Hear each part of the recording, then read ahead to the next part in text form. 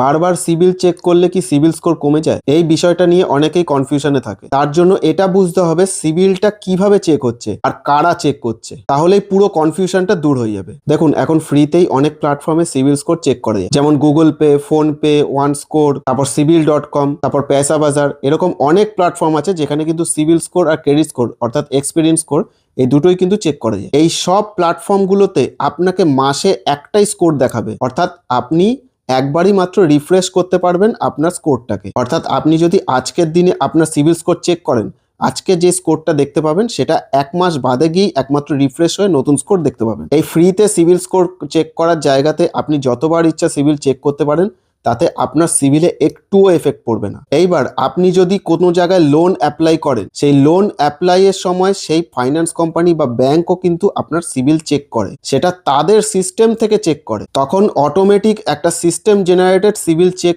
হয়, যেটার মেসেজ আপনার ফোনে আসে, আর সেটাকেই আমরা বলি সিভিল ইনকোয়ারি। তাহলে এই দুটো কথা মিলে গেল, আপনার লোন অ্যাপ্লাই করা আর সিভিল চেক করা, দুটো কথাই কিন্তু এক। ঠিক এই কথাটাকেই ঘুরিয়ে বেশিরভাগ ব্যাংকাররা বা বেশিরভাগ ফাইন্যান্স কোম্পানির লোকরা এটাকে বলে সিভিল বারবার চেক করবেন না, আপনার সিভিল স্কোর নেমে যাবে। আশা করি এবার আপনাদের কাছে ক্লিয়ার হয়ে গেছে যে সিভিল কি করে নামতে পারে সিভিল স্কোর চেক করা সত্ত্বেও।